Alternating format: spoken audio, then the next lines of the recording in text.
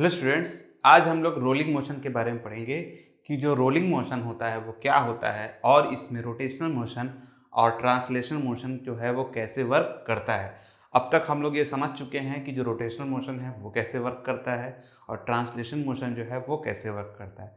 अब हमको ये समझना है कि अगर रोटेशनल प्लस ट्रांसलेशन मोशन दोनों के दोनों एक साथ अगर वर्क करें तो उसे हम कैसे बोल सकते हैं कि वो एक रोलिंग मोशन पे है, और कब रोलिंग मोशन पे नहीं रहेगा कोई सिस्टम को, इसके बारे में भी हमको समझना है। ठीक है, तो चलिए स्टार्ट करते हैं अपने इस वीडियो को और समझने की कोशिश करते हैं। देखिए, पहले मैं आपको एग्जांपल समझाता हूँ। मान लीजिए कि मेरा एक ये सिस्टम है, ठीक है। ये सिस्टम को मैं पहले एक ट्रांसलेशन मोशन में लेके आने की कोशिश करता हूँ। देखिए, ये सिस्टम है मेरा, ठीक है। इस सिस्टम को अगर मैं एकदम सीधा सीधा लेके जाऊँ, फिर समझिए, ये एक सिस्टम है, इसको मैं एकदम सीधा सीधा लेके जा रहा हूँ, तो ऐसे सिस्टम को क्या बोलेंगे कि ये कौन से मोशन में है अभी? तो ये अभी ट्रांसलेशन मोशन में है कि नहीं है? देखिए इस टाइप से। तो इसके कोई भी पार्टिकल को आप लीजिए, तो मैं इसका बोलना चाहता हूँ कि इसकी वेलोसिटी कुछ तो होगी, या फिर इस सिस्टम का एक्सेलरेशन है वो कितना होगा। तो कौन से पार्टिकल को लेके बोलूँगा कि इसका ये वाले पार्टिकल की वेलोसिटी इतनी है, ये वाले पार्टिकल की वेलोसिटी इतनी है, ये वाले पार्टिकल की वेलोसिटी इतनी है, ऐसे बोलूँगा क्या मैं अलग अलग? नहीं। तो हम क्या बोलते हैं कि जब भी हमको क्वेश्चन में दिया रहता है कि इस सिस्टम की वेलोसिटी इतनी है या इस सिस्टम की जो वेलोसिटी एक्सेलरेशन है वो इतना है, तो जब भी वो वैल्यू दी रहती है तो वो वैल्यू किसकी दी रहती है? इसके सेंटर ऑफ मास की दी रहती है, कि जो इसका सेंटर ऑफ मास है उसकी जो भी एक्सेलरेशन होगा, ठीक है, उसका जो भी वेलोसिटी होगा, उस वेलोसिटी को हमको बताया जाता है। ठीक है, इसका काफी बड़ा रोल हमको अभी रोलिंग मोशन में समझ में आएगा, इस चीज का आपको ध्यान रखना है। ठीक है, तो देखिए, सेंटर ऑफ मास की जो वेलोसिटी रहेगी उसी को कंसीडर करिएगा इसमें ट्रांसलेशन मोशन में। ठीक है, ठीक है, अभी समझिए, ये सिस्टम है, ये ऐसे जा रहा था और मैंने इसको यहां से धक्का दे दिया। धक्का देने के कारण यहां से ऐसे फोर्स लगा दिया, तो इसके कारण ये रोटेट होता हुआ चला गया। देखिए इस टाइप से। फिर समझिए, ये आगे तो बढ़ रहा है, देखिए अभी आगे भी बढ़ रहा है, और देखिए ये आगे भी बढ़ा प्लस रोटेट भी हुआ। अभी ये सिस्टम में ट्रांसलेशन मोशन आया क्योंकि ये आगे बढ़ रहा था, प्लस देखिए आगे बढ़ रहा है ना, प्लस ये रोटेट भी हो रहा है, तो इसमें रोटेशनल मोशन भी आ गया। समझ रहे हैं? तो कोई सिस्टम अगर रोटेट भी हो, देखिए इस टाइप से रोटेट होते हुए आगे बढ़े, तो ऐसे सिस्टम को हम बोलते हैं रोलिंग मोशन। इस सिस्टम में एक चीज आप ध्यान दीजिएगा कि ये सिस्टम जब आगे बढ़ रहा था, ठीक है, तो इसका सेंटर ऑफ मास कहाँ है? यहां पास में। आगे भी बढ़ रहा है तो इसके सेंटर ऑफ मास की जो वेलोसिटी है, देखिए अगर मैं इस पार्टिकल की बात करूंगा तो इसकी पार्टिकल की वेलोसिटी चेंज हो सकती है, इस पार्टिकल की वेलोसिटी चेंज हो सकती है, इस पार्टिकल की वेलोसिटी चेंज हो सकती है, पर सेंटर ऑफ मास का जो वेलोसिटी की जो डायरेक्शन है वो चेंज नहीं होगा। वो ट्रांसलेशन मोशन होने के कारण वो इसी साइड में रहने वाला है। अगर इधर जा रहा है तो वो इसी साइड में रहने वाला है, उसकी वैल्यू चेंज नहीं होगी। ठीक है, इसीलिए देखिए ट्रांसलेशन मोशन, तो खाली अगर ट्रांसलेशन मोशन की बात कर रहे हैं, ट्रांसलेशन मोशन की, तो इसकी वेलोसिटी की जो सेंटर ऑफ मास की जो वेलोसिटी है, डायरेक्शन है, वो इसी साइड में रहने वाला है। ठीक है, ठीक है, मैग्नीट्यूड चेंज हो सकता है। मैग्नीट्यूड चेंज होने का मतलब कि ये धीरे भी हो सकती है और ज़्यादा तेज भी पकड़ सकता है। मतलब बॉडी जो है, सिस्टम जो है वो एक्सेलरेट भी हो सकता है, डी एक्सेलरेट भी हो सकती है, बट डायरेक्शन की बात हो रही है। ठीक है, ठीक है, अभी देखिए ये सिस्टम ऐसे रोटेट भी हो रहा है, देख रहे हैं इस टाइप से, तो ये एक रोटेशनल मोशन भी लेके आ रहा है। Rotational plus translational motion is equal to rolling motion. ठीक है, बहुत सिंपल सा है। अब कब रोलिंग मोशन नहीं लिया जाएगा, इसको आप समझना बहुत ही ज्यादा जरूरी है। ठीक है, इसको समझिए। मेरे पास में एक टेप है, इसको समझिए कि ये एक चक्का है। ठीक है, अब देखिए ये चक्का इस टाइप से मैं आगे चल रहा है, ठीक है, रोड में ऐसे चल रहा है। अब रोड में चलते चलते यहाँ पास में कीचड़ आ गया, और सडनली जो पर्सन था कीचड़ दूसरे के ऊपर ना छिटके, जिसके कारण उसने ब्रेक मार दिया। तो ब्रेक मारते टाइम पे क्या हुआ कि ये यहाँ पास में कीचड़ के कारण ये चक्का ऐसे रोटेट हो रहा था, और कीचड़ में जैसे ही गया ब्रेक मारा उन्होंने, तो ये ऐसे स्लिप हो गया। अब देखिए ये जब स्लिप हुआ होगा उस पॉइंट पे, ये रोटेट नहीं हुआ होगा, नहीं हुआ होगा ना। तो यदि ये रोटेट नहीं हुआ और उस टाइम पे ट्रांसलेशन मोशन खाली था उसके पास में, क्योंकि रोटेशन नहीं होने के कारण क्या हुआ, सिस्टम सिर्फ आगे बढ़ा होगा। तो उस पर्टिकुलर पॉइंट पे हम बोल सकते हैं कि वो सिस्टम उस पॉइंट पे, ये जो चक्का है इस पॉइंट पर रोलिंग मोशन पे नहीं है। समझ आए? क्योंकि इस टाइम पे रोटेशनल मोशन इससे हट गया। अब देखिए कि रोटेशनल मोशन है और ट्रांसलेशनल मोशन हट गया। मान लीजिए कि गाड़ी चल रही थी, अचानक कीचड़ आ गया या गड्ढा आ गया, वहां काफी ज्यादा कीचड़ है, ठीक है। अब कीचड़ होने के कारण चक्का यहाँ पास में फंस गया। फंसने के बाद क्या हो रहा है कि जो इंजन है वो बार बार एक्सीलरेट करने के कारण चक्का अपनी जगह में ही गोल गोल ऐसे घूमने लग गया, ना कि आगे बढ़ रहा है, ठीक है। तो नीचे का जो फ्रिक्शन है वो खत्म हो गया। अब जब फ्रिक्शन खत्म हो गया तो ये सिस्टम देखिए ये ऐसे बीच में ही गोल गोल घूमने लग गया। जब ऐसा गोल गोल घूमने लग गया अपनी जगह में ही और ये आगे नहीं बढ़ पाया, तो ऐसे में क्या होगा, सिर्फ रोटेशनल मोशन आएगा। और जब सिर्फ रोटेशनल मोशन आएगा तो ऐसे पॉइंट पे भी हम बोलेंगे कि ये सिस्टम अभी रोलिंग मोशन पे नहीं है, ठीक है। अब आपको समझ में आ रहा होगा कि कब रोलिंग मोशन नहीं है और रोलिंग मोशन कब है, जब दोनों के दोनों रहेगा, ठीक है। ठीक, तो चलिए अब इसको डायग्राम के थ्रू समझते हैं कि चीजें कैसे वर्क करेगी और पूरे सिस्टम में कोई भी पार्टिकल की अगर वेलोसिटी निकालनी है तो उसे कैसे निकाला जाएगा। रोलिंग मोशन,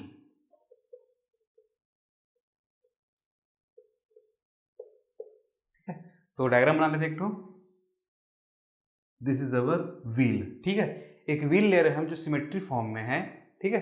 ठीक, अभी देखिए इस व्हील का ये सिमेट्री फॉर्म में होने के कारण इसका सेंटर ऑफ मास यहाँ पास में है, इसको हम C मानते हैं, ओके है। तो बड़ा बना लेते हैं, ओके।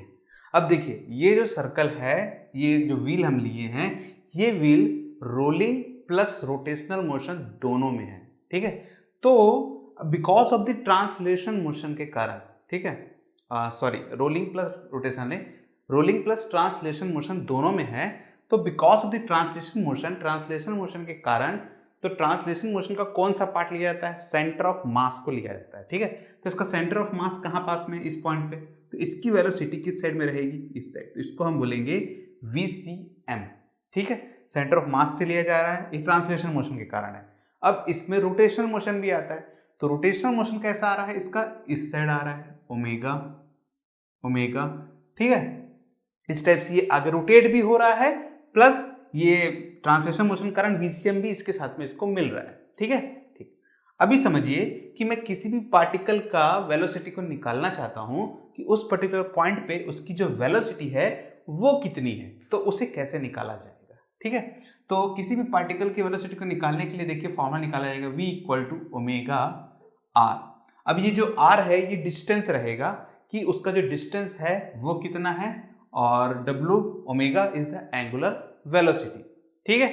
ठीक, तो देखिए इसके मैं 4 पार्टिकल लेता हूं, एक यहाँ। अभी देख लीजिए सिस्टम जो है वो रुका हुआ है इस पॉइंट पे, यहाँ ये पार्टिकल रुका हुआ है जो पार्टिकल P है, ठीक है। अब धीरे धीरे ये रोटेट होना चालू हुआ, देखिए रोटेट हुआ तो ये पार्टिकल रोटेट होते हुए यहाँ पहुंचा होगा, इस पर्टिकुलर पॉइंट पे पहुंचा होगा, ठीक है। इस पर्टिकुलर पॉइंट पे इसकी जो VCM है वो किस साइड में है, अभी भी इसी साइड में है, ठीक है। वो चेंज नहीं होगा, उसकी डायरेक्शन चेंज नहीं होगी, ठीक है। ठीक, V, ये वाला V किस साइड में रहेगा, तो देखिए because of this centre of mass के कारण, ये इसका सेंटर है, तो इस सेंटर के कारण जो एंगुलर वेलोसिटी मिल रही है रोटेशनल मोशन की, वो किस साइड मिलने वाली है, इस साइड मिलने वाला, V equal to omega R, ठीक है। अब इसमें सबसे इंपॉर्टेंट चीज समझिएगा, VCM इसको इधर खींच रहा है, एंगुलर वेलोसिटी के कारण ये इसको इधर खींच रहा है, ठीक है। देखिए कोई चीज इसको एक तो इधर खींच रहा है, एक इधर खींच रहा है, तो क्या ये इधर जाएगा या इधर जाएगा, दोनों तरफ नहीं जाने वाला है, वो जाएगा उसके रिजल्टेंट की तरफ। ये इसको इधर खींच रहा है, ये इसको इधर खींच रहा है, जाएगा ये इधर, ठीक है। बहुत ही सिंपल सा है। इसको अगर आप P0 मानते हैं तो इसको आप मान लीजिएगा कि P1 है, ठीक है। सेम पार्टिकल है, यहां से रोटेट होते हुए यहां पहुंच गया है, ठीक है। तो इसकी वेलोसिटी का नाम दे दीजिएगा V1, ओके है। ठीक, अभी कोई भी सिस्टम जब घूमता है तो उसके एक्सेस को कैसे डिसाइड किया जाता है, तो देखिए अभी ये प्योरली अगर रोटेशनल मोशन होता तो V equal to omega R लेते, और ये जो R है इसके सेंटर ऑफ, देखिए V R इधर है, इसका परपेंडिकुलर डिस्टेंस इसके ये सेंटर ऑफ मास से लिया जा रहा है, ठीक है। But because of additional of VCM translation motion के कारण इसका जो रिजल्टेंट वेलोसिटी है वो ये इस साइड चला गया, तो इसका ये जो VI है, V1 है सॉरी, ये किस साइड है और किसके साथ परपेंडिकुलर डिस्टेंस बनाता है, तो ये वाला इसके साथ परपेंडिकुलर डिस्टेंस बनाता है। ये जो दिख रहा है नीचे में ये पॉइंट जो कि आपका सरफेस से जुड़ा हुआ है, ठीक है, इसके साथ में ये परपेंडिकुलर डिस्टेंस बनाएगा, सबसे इंपॉर्टेंट चीज।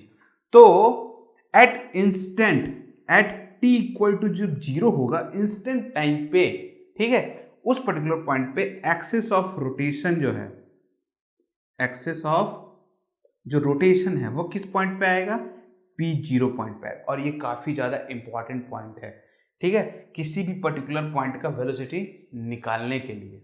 ओके है, ठीक है। अभी देखिएगा इसमें कैसे लेते हैं, ठीक है इसको। तो अगर ये इस पॉइंट पे ये रुका हुआ है, तो रुका हुआ होने का मतलब ये है कि इसका VCM इस पॉइंट इस तरफ है और इसकी जो एंगुलर वेलोसिटी है वो इस साइड है ओमेगा आर, और इस पर्टिकुलर पॉइंट पे जो हमारी एग्जैक्ट वेलोसिटी है P0 की वेलोसिटी वो VCM माइनस ओमेगा आर ले सकते हैं, और ओमेगा आर हमारा इसके दोनों बराबर है। Because of this the velocity is zero at that particular point, और इस पर्टिकुलर पॉइंट पे इसको हम बोल सकते हैं कि ये अभी रेस्ट पोजीशन पे है। और जब हम बोलेंगे कि अभी रेस्ट पोजीशन पे है तो उस पर्टिकुलर पॉइंट पे हमारा जो एक्सिस ऑफ रोटेशन है वो यहां से होके चेंज एक्सिस ऑफ रोटेशन कहां पहुंच जाता है, P0 पे पहुंच जाता है। तो अगर ऐसा होता है तो जो डिस्टेंस हम लेंगे, ठीक है, अब यहां की जगह यहां से लिया जाएगा। तो अगर मुझे V1 की वेलोसिटी की एग्जैक्टली मुझे निकालना है कि जैसे ये रोटेट होते हुए आगे बढ़ रहा है, तो मैं कैसे निकालूंगा, तो मुझे इस R की जरूरत पड़ेगी। तो अगर मुझे मान लीजिए कि V1 निकालना है, ठीक है, तो मेरा जो फॉर्मूला रहेगा वो ओमेगा आर बन जाएगा, ठीक है। इस ओमेगा आर में ये VCM और ये V, ये जो देख रहे हैं ये वाला V equal to omega R, ये दोनों के दोनों हैं, और हमारी वेलोसिटी इस तरीके से हम निकाल सकते हैं। पर ये वाला पॉइंट, ये वाला पॉइंट, और किसी भी अलग अलग पॉइंट को निकालने के अलग अलग तरीके हैं, मैं आपको बताऊंगा कैसे निकालते हैं। फिलहाल में इसको समझिएगा कि इस पर्टिकुलर पॉइंट पे जो वेलोसिटी है वो जीरो है, ठीक है। ठीक, अब देखिए इस पर्टिकुलर पॉइंट पे पहुंचिए, इसका यहाँ से डिस्टेंस जो है ये r है, ये भी r है, इसकी जो वेलोसिटी है वो इस साइड में है v equal to omega R, ठीक है। और इसकी जो सेंटर ऑफ मास वाली ट्रांसलेशन मोशन की जो वेलोसिटी थी वो भी VCM भी इसी साइड में है। बिकॉज ऑफ दैट देखिए VCM यहां से यहां तक का डिस्टेंस VCM जो है ये देखिए ये वाला और v equal to omega R दोनों के दोनों ऐड हो जाएगा, और यही यहां जाके P2 पॉइंट ले लीजिए आप। तो ये P2 पॉइंट पे क्या होगा कि V2 वेलोसिटी जो बोलते हैं हम, ये रिजल्टेंट वेलोसिटी है V2 वाली, ठीक है, उसको हम क्या बोल सकते हैं, ओमेगा आर प्लस VCM, दोनों के दोनों ऐड हो जाएगा, ठीक है। अब मैंने आपको बताया कि इस फॉर्मूले का आप यूज कर सकते हैं, ये R वाला देखिए, ये R यहाँ है, यहां से यहां तक का डिस्टेंस क्या है R प्लस R। तो देखिए इसको निकालने के लिए मैं क्या निकालूंगा, यहाँ पास में डायरेक्टली मेरे को इसको निकालना है, तो omega angular plus distance R plus R, तो कितना हो जाएगा 2R। तो हमारा फॉर्मूला बनेगा 2 ओमेगा R, बहुत ही सिंपल तरीके से, ठीक है। इस ओमेगा को आप चेंज भी कर सकते हैं, ओमेगा एक V इक्वल टू होता है ओमेगा R, तो ओमेगा इक्वल टू होगा V अपॉन R, तो यहाँ ये ओमेगा इक्वल टू लिखिएगा V अपॉन R, और ये R कैंसिल, आंसर आएगा 2V, ठीक है। ठीक, इस पर्टिकुलर पॉइंट पे देखिए ये यहाँ पहुंच के P3 पॉइंट पे पहुंच चुका है, VC अभी भी इसका इस साइड में ही है, और इसका जो ये V है ये ओमेगा R इस साइड में है, रिजल्टेंट आपका इस साइड बनेगा, इसको आप V3 मान सकते हैं, ठीक है। इसका अभी भी ये परपेंडिकुलर देखिए इसी के साथ में रहने वाला है, ये देखिए ये अभी इसके साथ परपेंडिकुलर V2 इधर जा रहा है ना, तो देखिए ये इसके साथ परपेंडिकुलर है, किसके साथ, इसके साथ, V1 किसके साथ परपेंडिकुलर, इसके साथ, ठीक है। ये बहुत ही ज्यादा इंपॉर्टेंट है, ठीक है। तो अगर आपको शॉर्ट फॉर्म में पूछता है कि इसका बताइए वेलोसिटी कितना है, तो आप सीधा सीधा प्लस करिए, ठीक है। ठीक, अब अगर आपको बोलेगा इस पर्टिकुलर पॉइंट पे या फिर किसी भी पर्टिकुलर पॉइंट पे निकालने के लिए, वेलोसिटी को निकालने के लिए बोलता है, तो कैसे निकालेंगे, तो उसके लिए हमको रिजल्टेंट वाला फॉर्मूला यूज करना पड़ेगा। तो रिजल्टेंट वाला फॉर्मूला क्या है, रिजल्टेंट का फॉर्मूला है V equal to under root of V1 square V2 square plus 2V1 V2 cos theta, ठीक है, ठीक है। तो देखिए बहुत सिंपल सा है, अब इस फॉर्मूले का हमको यूज करना है और किसी भी पर्टिकुलर पॉइंट पे इसका वेलोसिटी कितना होता है उसको निकालना है, और इसके लिए जो V2 पे निकाले हैं हम लोग सिंपली R जोड़ के उसको भी हम लोग निकाल के देखेंगे कि जो वेलोसिटी है उसे कैसे निकाला जाएगा। देखिएगा बहुत सिंपल सा है, ठीक है। अभी देखिए ये हमारा पॉइंट है P0, ये पॉइंट रोटेट होके यहां से यहां चला गया। ओके है, पहले इनिशियली इसको यहीं लेना है, याद रखिएगा, ठीक है। यहां से रोटेट होके यहां चला गया, एंगल कितना बना, 90 डिग्री बन गया, बना कि नहीं बना। यहां से रोटेट होके यहां गया है, ठीक है। तो हमारा जो एंगल है वो कितना बना, 90 डिग्री। अब अगर ये 90 डिग्री बना है, ठीक है, तो मैं फॉर्मूले पे लगाता हूं, एक इसको इस साइड खींच रहा है VC, ठीक है, तो VCM कितना हमारा होगा, ठीक है, इसको समझिएगा। तो ये इस पॉइंट पे देखिए, ये दोनों जीरो होने के कारण ये जीरो हो गया है, VCM माइनस ओमेगा आर, इसकी वेलोसिटी बराबर थी, उस पर्टिकुलर पॉइंट पे जो VCM है वो ओमेगा आर के बराबर है। ओके है, ठीक। इस कारण से देखिए VCM को क्या लूंगा मैं यहां पास में, ओमेगा आर ले सकता हूं। ओमेगा इक्वल टू क्या है हमारा, V अपॉन आर, तो ओमेगा आर की जगह मैं क्या ले सकता हूं, V अपॉन आर, और ये आर आर आर कैंसिल, बचेगा V, ठीक है। तो इस पर्टिकुलर पॉइंट पे VCM को क्या ले सकता हूं मैं यहां पास में, V का स्क्वायर, ओमेगा आर के जगह में भी सेम फॉर्मूला लगाएंगे, तो V square plus 2V1 V cos theta, theta कितना है 90 डिग्री, तो लिखेंगे कॉस 90 डिग्री अंडर रूट, ठीक है, V square 2V square plus cos 90 कितना होता है 0, तो ये पूरा टर्म 0। ओके है, ठीक है। अब इसका फॉर्मूला अगर आप निकालोगे तो V अंडर रूट 2, आंसर आएगा 1.414V, यही आएगा हमारे वैल्यू, ठीक है। अब देखिए इसको दूसरे तरीके से मैं आपको करके दिखाता हूं कैसे इसको किया जाएगा। मान लीजिए कि ये हमारा R है, ओके है, ठीक है। अब इसकी मैं वैल्यू निकालने चाहता हूं, तो देखिए ये डिस्टेंस कितना है R, अगर आप एक पाइथागोरस थ्योरम लगाता हूं यहां पास में 90 डिग्री वाला, ये R है, ये R है, तो इस वैल्यू आराम से निकाल सकता हूं यूजिंग पाइथागोरस थ्योरम, डिस्टेंस ही ना चाहिए हमको, ठीक है। तो देखिए पाइथागोरस थ्योरम से क्या निकलेगा, R square plus R square, तो देखिए इस R की वैल्यू निकलेगी under root R square plus R square, क्या फॉर्मूला आएगा 2R स्क्वायर, R बाहर निकल गया, और ये कितना आएगा अंडर रूट 2, मतलब कि 1.414R। ओके है, ठीक।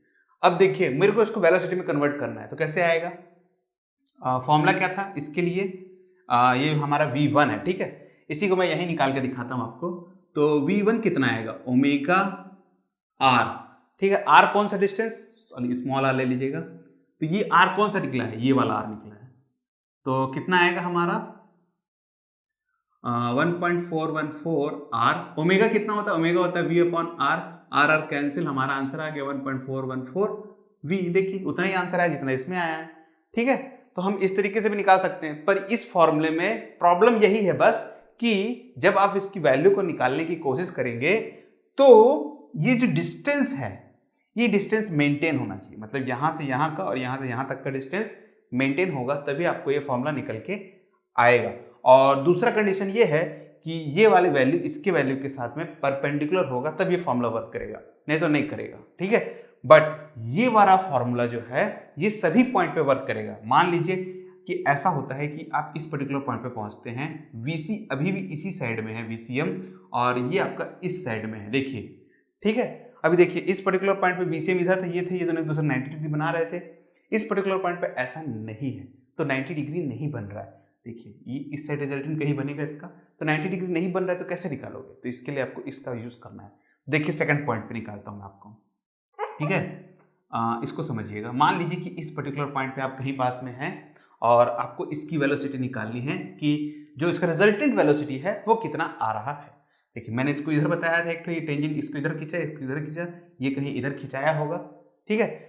इसकी पॉइंट को आप यहां से यहां लीजिए, ये यहां था, ऐसे घूम के यहां चला गया, इसका ये वाला एंगल ले लीजिए, तो ये वाला एंगल कितना होगा, तो इस एंगल को दो तरीके से निकाल सकते हैं, ये पूरा 90 प्लस ये थीटा, ठीक है, या तो ये पूरा 180 है, पूरे 180 में से ये थीटा को माइनस कर दीजिए, तो cos 180 माइनस थीटा की वैल्यू निकालेंगे, तो इस पर्टिकुलर पॉइंट का अननोन है, कोई भी एक क्यू वैल्यू है, क्यू पॉइंट है, इस क्यू पॉइंट का वेलोसिटी को आप निकालना है, तो वी क्यू की वैल्यू क्या निकल के आएगी, वी क्यू की वैल्यू निकल के आएगी V1 मतलब V स्क्वायर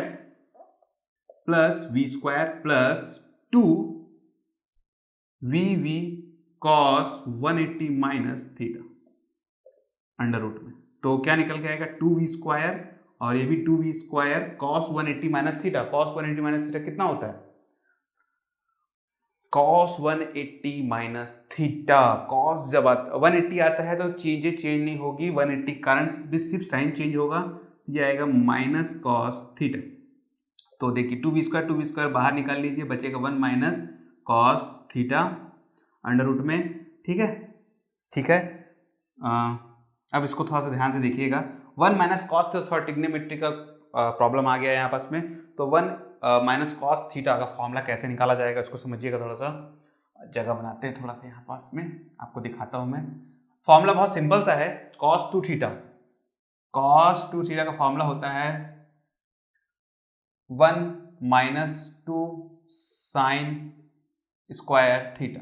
ठीक है, यही फॉर्मूला होता है। अब इसको आप इधर ले जाइए, तो देखिए अगर ये 2 को मैं हटाता हूं तो ये अगर कॉस थीटा बनता है तो ये 1 minus 2 sign square theta by 2 बन जाता है। ओके, ठीक है। अब इसको आप इधर ले जाएंगे अगर, ठीक है, तो ये क्या निकल के आएगा 2 साइन स्क्वायर थीटा बाई 2 और ये आएगा 1 माइनस कॉस थीटा। तो मेरा जो फॉर्मूला है वो क्या निकल के आएगा 2 कॉस का थीटा बाई 2। तो इसके जगह मैं क्या लिख सकता हूं मैं 2 साइन स्क्वायर थीटा बाई 2।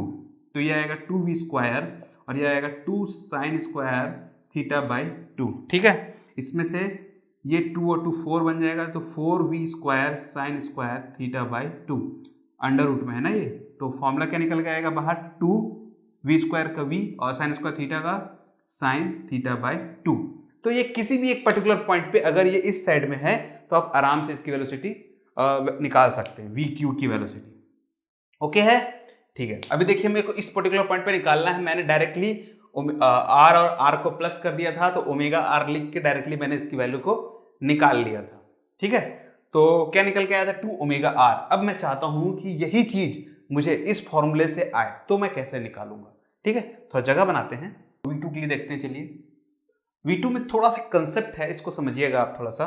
ठीक है, जब मैंने यहाँ के निकाला था तो देखिए ये ओमेगा आर इस साइड जा रहा था, VCM इस साइड जा रहा था। ठीक है, तो मैंने बोला था कि यहाँ से यहाँ तक ये 90 डिग्री है, पर एक्चुअल में जो एंगल लिया जाता है वो दोनों वैल्यू के बीच का एंगल लिया जाता है। ठीक है, तो देखिए VCM इस साइड था और जो V है वो इस साइड में था, दोनों के बीच का ये जो एंगल दिख रहे हैं ये 90 डिग्री था, इसलिए cos 90 लिया गया था। अब इस पर्टिकुलर पॉइंट पे अगर आप देखेंगे तो VCM की डायरेक्शन इस साइड में है और ओमेगा आर की जो डायरेक्शन है वो भी इसी साइड में, मतलब दोनों की डायरेक्शन सेम है। अगर दोनों की डायरेक्शन सेम है तो हम कैसे लेंगे, तो दोनों की डायरेक्शन अगर सेम है तो एंगल बनेगा 0 डिग्री। ठीक है, तो हमारी जो वैल्यू आएगी वो क्या निकल के आएगा यहाँ पास में v² 2vv cos 0, यही निकल के आएगा।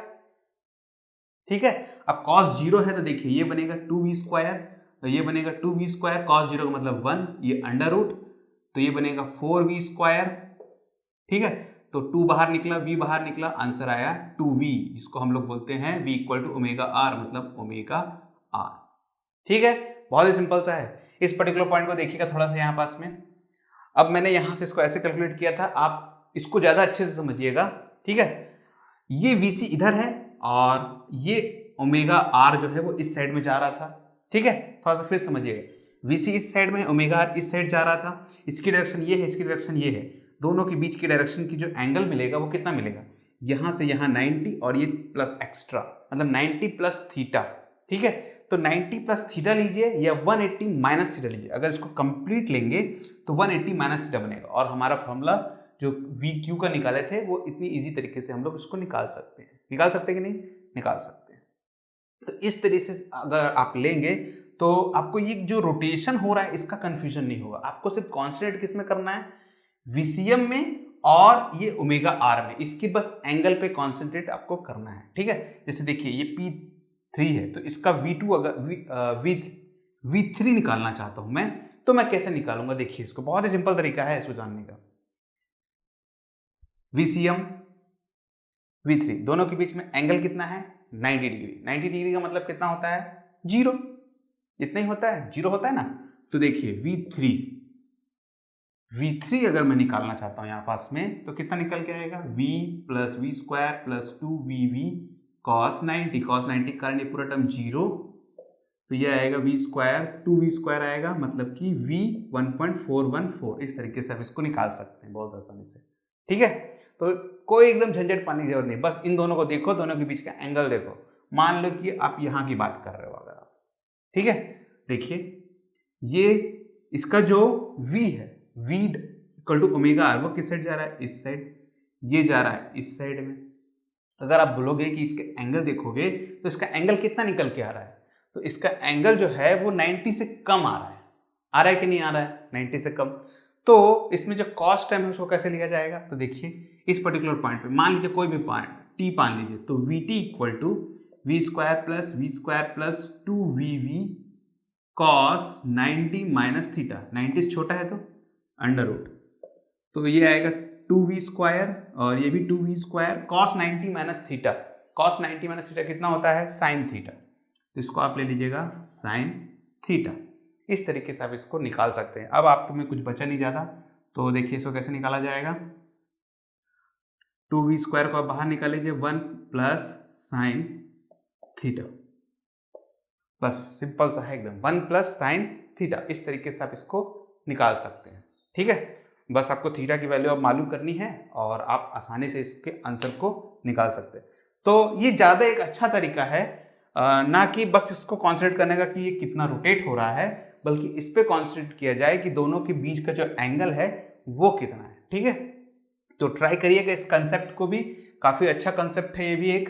तो ठीक है, इस वीडियो को अब यहीं क्लोज करते हैं। आई होप आपको ये रोलिंग मोशन अब क्लियर हो गया होगा और किसी भी पर्टिकुलर पॉइंट पे, बुक पे यहाँ पास में एक पर्टिकुलर पॉइंट दिया गया था और इस पर्टिकुलर पॉइंट को वेक्टर फॉर्म में ब्रेक किया गया था, पर हमने तो सभी पॉइंट्स को ब्रेक किया है, तो अब आपको दिक्कत नहीं होना चाहिए कि इसकी वैल्यू को कैसे निकाला जाएगा। ठीक है, आप किसी भी पर्टिकुलर पॉइंट का निकाल सकते हैं। देखिए आप चाहें तो यहाँ इस पर्टिकुलर पॉइंट का भी निकाल सकते हैं, यहाँ का भी निकाल सकते हैं, यहाँ का भी निकाल सकते हैं। मैंने इसका लिया है, यहाँ लेने से क्या होगा कि ओमेगा आर की वैल्यू हमको सेम मिल गई थी। ठीक है, पर अगर आप यहाँ लेंगे तो आपकी जो वैल्यू है वो थोड़ी सी चेंज हो सकती है। डेरिवेशन के फॉर्म में नहीं दिया गया, पर आप क्वेश्चन में देखेंगे रेफरेंस बुक में, शायद ही आपको ऐसा कोई क्वेश्चन मिले जिसमें आपको इस पर्टिकुलर पॉइंट का क्वेश्चन को निकालना है। ठीक है, तो मैक्सिमम क्वेश्चन आपको इसके रोटेशन पॉइंट पे ही दिखेगा। अगर आपको कोई ऐसा क्वेश्चन दिखता है तो नीचे कमेंट सेक्शन में आप जरूर डालिएगा, तो मेरे फेसबुक पेज में अपलोड कर दीजिएगा, तो मैं आपको उसका आंसर बताने की कोशिश करूंगा। ठीक है, तो इस वीडियो को यहीं क्लोज करते हैं। कोई डाउट है तो कमेंट सेक्शन आप ही के लिए है। अगर आपको ये वीडियो पसंद आया है तो इसे लाइक और शेयर जरूर कर दीजिएगा, और अभी तक हमारे चैनल से नहीं जुड़े हैं तो सब्सक्राइब करना बिल्कुल भी ना भूलें। Thank you for joining this video. आपका दिन शुभ रहे।